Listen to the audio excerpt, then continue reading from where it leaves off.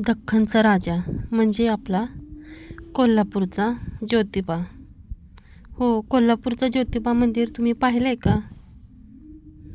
हे 3000 फूट उंच डोंगरावर वसलेलं आहे, गुलालाने रंगणारं आणि लाखो भक्तांचं हे श्रद्धास्थान आहे. कोल्हापूर हे शहर सुमारे 18 ते 20 किमी अंतरावर वायव्य दिशेला वाडी रत्नागिरी येथे हे मंदिर वसलेलं आहे. हे समुद्र सपाटीपासून तब्बल 3124 फूट उंचीवर असल्यामुळे येथे सुंदर निसर्ग आणि थंड वातावरण अनुभवायला मिळतं. तसे सांगायचं म्हटलं तर येथील देवता ज्योतिबा हे एक आपले साधे देव नाहीत, तर हे एक ब्रह्मा, विष्णू, महेश, जमदग्नी ऋषी यांच्या शक्तीचं एक एकत्रित रूप मानलं जातं. त्यांची इतर नावं माहीत आहेत का तुम्हाला? ते आहेत केदारलिंग, रवळनाथ, सौदागर. त्यांचा इतिहास सांगायचा म्हटलं तर सध्याचं एक भव्य मंदिर हे 18व्या शतकात बांधण्यात आलं. हे मंदिर ग्वाल्हेरचं महाराज राणोजी शिंदे यांनी काळ्या बेसाल्ट दगडात याचं बांधकाम केलं आहे. मंदिराची रचना ही खूप मजबूत आणि प्राचीन शैलीतली आहे. ही आजही आपल्या आकर्षणाचा केंद्रबिंदू आहे. पौराणिक कथा असे मानली जाते की रत्नासूर राक्षसाचा वध करण्यासाठी भगवान शंकर यांनी ज्योतिबाचे रूप धारण केलं आहे. त्यामुळे ज्योतिबा म्हणजे शंकराचं केदारलिंग रूप हे मानलं जातं.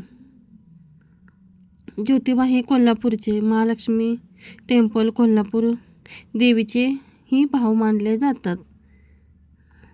या मंदिरात प्रत्येक रविवारी भक्तांची खूप गर्दी असते. चैत्र पौर्णिमेला खूप भक्त येतात.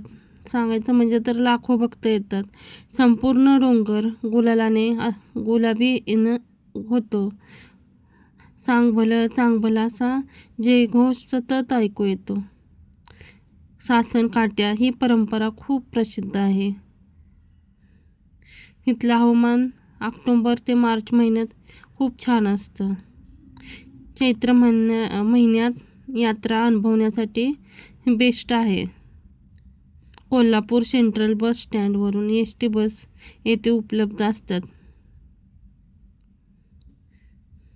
रस्ता पूर्णपणे डोंगरावरचा आणि तुम्हाला सांगायचं म्हणजे धार्मिक आणि पारंपरिक कारण म्हणजे ज्योतिबाला दवना का वाहतात?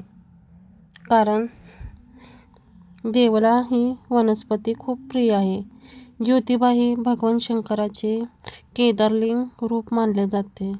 जसं बेलपत्र शंकराला प्रिय आहे, तसंच दवना ही सुगंधी पवित्र वनस्पती ज्योतिबाला खूप प्रिय आहे. त्याची सुगंध आणि शुद्धता दवनाला नैसर्गिक सुगंध असतो. तो वातावरण शुद्ध करतो. मंदिरात प्रसन्नता आणि शांतता निर्माण होते. नकारात्मक शक्ती दूर होते. दवना वाहिल्याने वाईट शक्ती, दृष्ट, नकारात्मकता दूर होते. याने भक्तांना संरक्षण मिळतं असं मानलं जातं. चैत्र यात्रेतील विशेष महत्त्व. चैत्र पौर्णिमेला जेव्हा मोठी यात्रा भरते तेव्हा दवना हार, गाठोडे घेऊन येतात. ज्योतिबाला अर्पण करून मनोकामना व्यक्त करतात. मनोकामना पूर्ण होण्यासाठी लोकांची श्रद्धा आहे की दवना वाहिला की ज्योतिबा प्रसन्न होतो आणि इच्छा पूर्ण होतात. ज्योतिबा मंदिराच्या परिसरात कामधेनू गायीचे विशेष स्थान आहे. दत्त संप्रदायात आणि ज्योतिबाच्या केदारेश्वर उपासनेत कामधेनू ही समृद्धी, पोषण आणि पवित्रतेचे प्रतीक मानले जाते. धार्मिक महत्त्व सांगायचं म्हणलं तर कामधेनूला सर्व गोवंशाची माता म्हटले जाते. ज्योतिबा डोंगरावर तिचे दर्शन घेतल्याने भक्तांच्या सर्व मनोकामना पूर्ण होतात आणि आयुष्यात सुख समृद्धी येते अशी श्रद्धा आहे.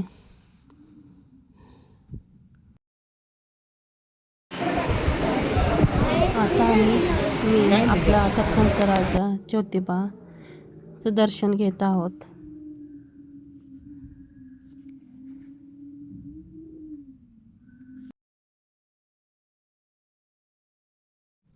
सटवाई देवीचं मंदिरही आहे इथे. नवजात बाळाची देवता म्हणून सटवाई देवी मानली जाते. बाळ जन्मल्यानंतर 6व्या दिवशी पूजा केली जाते. पालक इथे येऊन बाळासाठी आशीर्वाद घेतात. हे खूप श्रद्धेचं आणि भावनिक महत्त्व असलेले मंदिर आहे. अशी बरीच छोटी छोटी मंदिरे आहेत.